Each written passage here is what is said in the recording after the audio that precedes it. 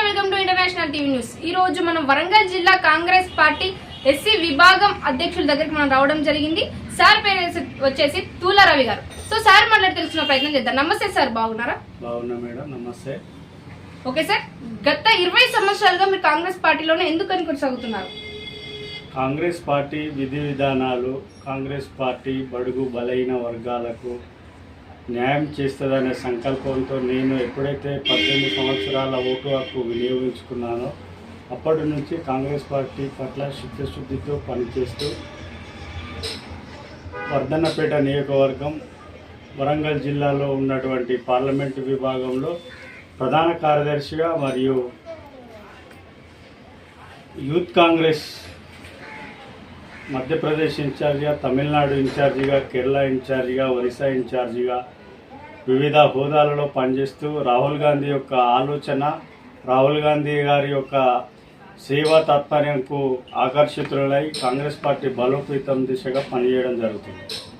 Sir, as a జిల్లా అధ్యక్షులుగా మీరు ఎలాంటి డెవలప్మెంట్స్ అనేవి చేసుకుంటూ వస్తున్నారు మీ జిల్లాకి, మీ వరంగల్ జిల్లాకి? కాంగ్రెస్ పార్టీ గత 20 సంవత్సరాల నుండి ఎంతో అభివృద్ధి చేస్తూ ఓరుగల్లు కీర్తి ప్రతిష్టలు తీసుకొచ్చే విధంగా కాంగ్రెస్ పార్టీ ముందంజలో ఉన్నది. గతంలో చేస్తున్నటువంటి ప్రభుత్వాలు వారి యొక్క కమిషన్ల మీద ఆధారపడి మన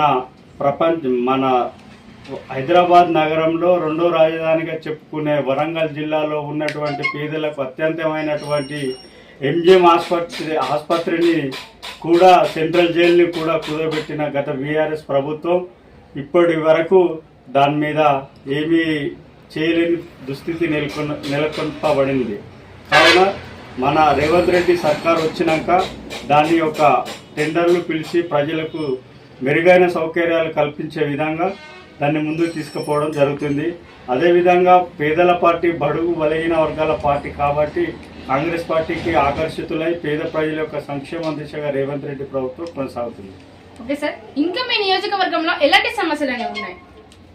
దాదాపు 10 సంవత్సరాల నుంచి బీఆర్ఎస్ ప్రభుత్వంలో చాలా సమస్యలు నెలకొల్పబడి ఉన్నాయి.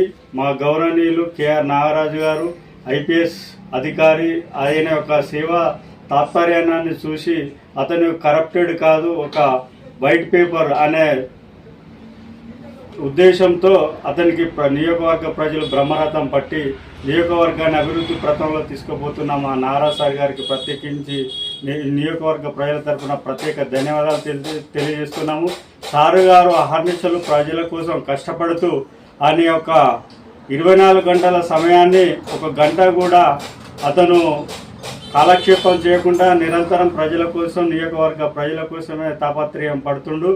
దీన్ని ప్రజలు గమనించి రేవంత్ రెడ్డి గారు ఈ సార్ చేసే ప్రత్యేక శ్రద్ధను చూసి నియోజకవర్గ కేంద్రానికి 200 కోట్లతోటి ఇంటిగ్రేటెడ్ స్కూల్ ఇచ్చి పేద ప్రజల యొక్క ఆశను నెరవేరుస్తున్నారు. ఓకే సార్, రానున్న స్థానిక ఎన్నికల్లో మీరు ఎలాంటి నాయకుని ఎంచుకోవాలని చెప్పి మీ వరంగల్ జిల్లా ప్రజలకి మీరు చెప్పాలనుకుంటున్నారు?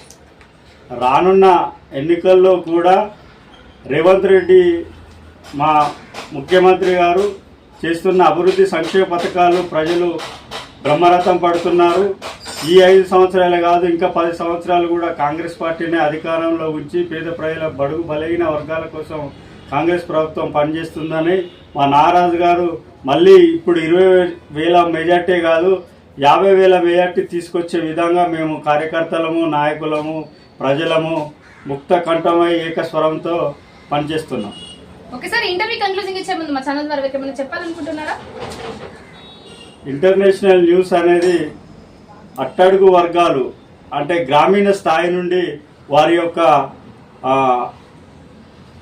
అభిమతాన్ని ప్రజలకు చేరే విధంగా పనిచేస్తున్నందుకు ప్రత్యేకించి ధన్యవాదాలు. సో చూసారు కదండి టుడే ఇంటర్వ్యూ. ఇలాంటి ఆసక్తికరమైన మరిన్ని నిమిషాలతో నెక్స్ట్ ఎపిసోడ్లో మేము ఉంటామని అంటే టేక్ కేర్, బై బై.